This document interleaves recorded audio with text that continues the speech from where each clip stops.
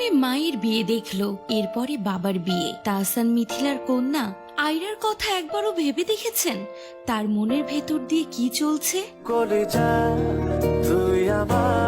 মানুষ হয়তো শখে শখে বিয়ে করে, তারপর সন্তানের জন্ম দেয়। আপনি মজায় শখে বিয়ে করতে পারেন, কিন্তু একটা জীবন পৃথিবীতে নিয়ে আসা কোনো মজার ব্যাপার না।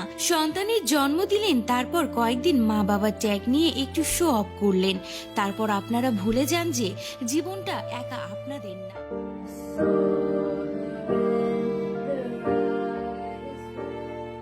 আপনারা কিছু মানতে চান না, স্যাক্রিফাইস করতে চান না, দায়িত্ব নিতে চান না, মা বাবার কর্তব্য সম্পর্কে 100% জ্ঞান রাখেন না। একটা সন্তান জন্ম দিয়ে যার যার রাস্তায় আপনারা হাঁটা শুরু করেন, মাঝখান দিয়ে সন্তানদের হাত ছেড়ে দেন, সন্তানদের ফেলে দিন একা চলার জন্য। একবারও ভাবেন না যে আপনার মুড সুইং আর আপনার সেলফিশ চাহিদার জন্য একটা নিষ্পাপ বাচ্চা কত কষ্ট করছে। বাচ্চারা বলে না, বললেও তো দোষ। এই সমাজে বাচ্চারা খারাপ হতে পারে, কিন্তু কোনো মা বাবা কোনোদিন খারাপ হতে পারে না। মা বাবা জন্ম দিয়েছে এটাই অনেক, বাকি বাচ্চা বুঝে নিবে।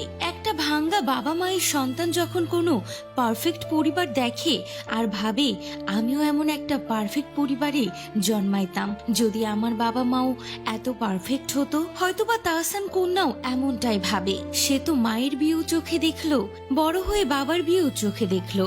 দুজনের পথ ঠিকই আলাদা হয়ে গেল, দুজন দুজনের মনের মানুষকে ঠিকই খুঁজে পেলেন, অথচ আয়রা তার বাবা মাকে আলাদা আলাদা ভাবে পাচ্ছে।